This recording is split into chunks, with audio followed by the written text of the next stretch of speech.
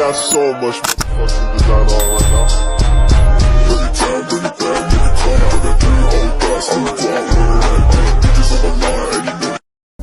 Assalamualaikum warahmatullahi wabarakatuh. Perkenalkan, nama saya Nur Aida Hamli dengan nomor induk mahasiswa 856678525. Pada praktikum IPA di SD kali ini, saya akan membahas tentang modul 3 yaitu makanan. Dengan kegiatan praktikum 3 yaitu pencernaan makanan. Dengan kegiatan praktikum yaitu struktur sistem pencernaan.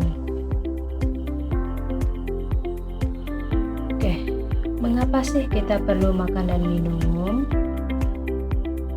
Karena ketika kalian terlambat makan atau tidak makan dalam beberapa jam, perut akan terasa sakit, lemas, dan kepala pusing. Tubuh kita membutuhkan makanan dan minuman sebagai energi. Untuk mengubah makanan menjadi energi, bagaimana? Kita harus mencerna makanan dan minuman melalui sistem pencernaan yang ada di dalam tubuh kita. Apa sih itu sistem pencernaan? Sistem pencernaan adalah rangkaian organ dalam tubuh manusia yang bekerja sama untuk mencerna makanan menjadi energi dan zat gizi yang dibutuhkan tubuh. Proses pencernaan makanan dimulai dari mulut hingga menjadi feses yang dikeluarkan melalui anus. Sebelumnya kita akan membahas tujuan pembelajaran ini, yaitu dapat mengurutkan bagian dari sistem pencernaan, lalu mampu mengenali organ-organ serta fungsinya dalam sistem pencernaan manusia. Selanjutnya mampu menjelaskan bagaimana proses pencernaan pada manusia. Apa aja sih organ pencernaan manusia? Yang pertama yaitu mulut. Mulut itu untuk tempat makanan pertama kali dimasukkan. Yang kedua, kerongkongan. Kerongkongan yaitu membawa makanan ke lambung.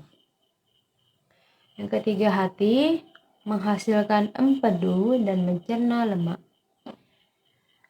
Dan selanjutnya, lambung menghancurkan makanan. Usus halus menyerap nutrisi makanan. Usus besar menyerap air dan membentuk feses. Rektum dan anus yaitu mengeluarkan feses dari tubuh. Yang pertama, mulut. Mulut merupakan tempat pertama kali makanan masuk. Di mulut, makanan dirasakan oleh lidah, dihancurkan oleh gigi, dicampurkan air liur, dan dibentuk menjadi bolus. Gigi menghancurkan makanan menjadi potongan-potongan kecil, sedangkan lidah mencampur makanan dengan air liur dan merasakan makanan tersebut. Kemudian, lidah mendorong makanan menuju kerongkongan. Yang kedua, kerongkongan. Setelah makanan dicerna di mulut, makanan masuk ke kerongkongan. Kemudian, kerongkongan membawa makanan dari mulut ke lambung melalui gerakan otot yang disebut peristaltik. Selanjutnya, lambung. Lambung berfungsi menghancurkan makanan dengan enzim dan asam lambung. Enzim menghancurkan karbohidrat, lemak, dan protein yang terkandung dalam makanan. Sedangkan asam lambung membunuh kuman dan bakteri yang ada pada makanan. Setelah dihancurkan di lambung, makanan akan berbentuk bubur. Usus halus. Makanan yang berbentuk bubur akan memasuki usus halus yang terdiri dari 3 bagian, yaitu usus 12 jari, jejunum, dan ileum.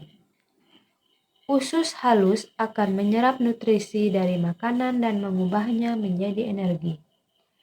Selanjutnya, usus besar. Usus besar berfungsi menyerap air dari sisa makanan yang tidak diserap oleh usus halus. Sisa makanan yang telah kehilangan air berubah menjadi kotoran. Selanjutnya, rektum dan anus. Sisa makanan yang sudah menjadi feses akan disimpan sementara di rektum dan dikeluarkan dari tubuh melalui anus. Selanjutnya, organ pendukung pencernaan. Yang pertama, hati. Kedua, kantung empedu. Yang ketiga, pankreas.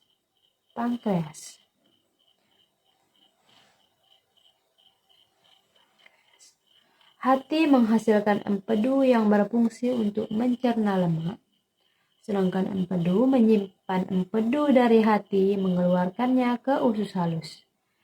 Pankreas akan menghasilkan enzim untuk membantu mencerna makanan. Adapun proses pencernaan manusia, yang pertama, makanan masuk dan dihancurkan di mulut. Lalu, kerongkongan membawa menuju ke lambung. Selanjutnya, makanan dihancurkan menjadi bubur oleh lambung. Lalu bubur makanan diserap nutrisinya oleh usus halus. Selanjutnya, usus besar menyerap air dan membentuk feses atau kotoran.